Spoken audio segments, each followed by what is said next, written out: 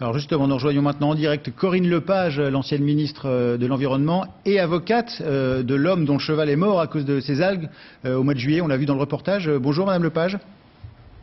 Bonjour. Alors ce regroupement de plaintes, concrètement, qu'est-ce que ça va changer ce regroupement?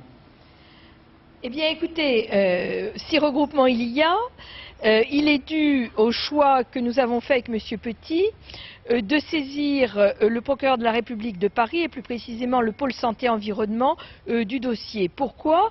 Eh bien tout simplement parce qu'il nous semblait que c'était un dossier complexe, technique, qui imposait que des magistrats qui en avaient une grande habitude, des experts, puissent s'en saisir plutôt qu'ils soient inscrits par un parquet local, quel que soit ce parquet, les qualités et quel que soit le juge d'instruction qui aurait été nommé et ses qualités, parce que tout simplement les mêmes moyens n'étaient pas à leur disposition. Et plus de moyens, ça signifierait quoi finalement?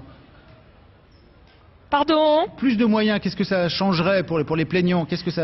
En quoi ça va améliorer les choses? Eh bien écoutez, le regroupement, qui est la suite logique de ce que je viens de dire, va permettre effectivement au pôle santé d'ordonner des expertises. Alors, comment les choses vont-elles se passer? Je ne sais pas si le choix du procureur aujourd'hui est d'ouvrir une information ou de saisir immédiatement un juge d'instruction, alors qu'il est... Je n'ai pas la réponse à la question, mais la logique voudrait que de toute façon, ça se termine dans le cabinet d'un juge d'instruction, qui est un juge spécialisé dans ce type de dossier et qui lui-même nommera les experts qui lui sembleront nécessaires pour parvenir à la manifestation de la vérité selon la formule consacrée. On parlait d'une affaire d'État dans ce reportage, vous êtes d'accord avec ce terme, une affaire politique, une affaire d'État? Non, c'est pas une affaire d'État. C'est pas à Paris parce que c'est une affaire d'État. C'est à Paris parce que c'est à Paris qu'il y a le pôle santé-environnement. S'il avait été à Brest, l'affaire serait à Brest. Cela dit, ça fait 30 ans qu'on n'a rien fait dans cette histoire. Ça va peut-être changer les choses. Oui, ça c'est une autre chose. C'est vrai que les algues vertes, c'est très vieux.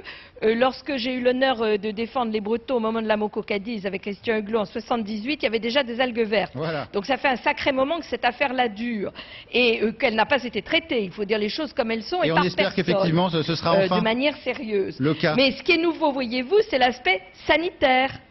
Merci beaucoup Madame Lepage pour ces précisions. Vous étiez en duplex de Paris.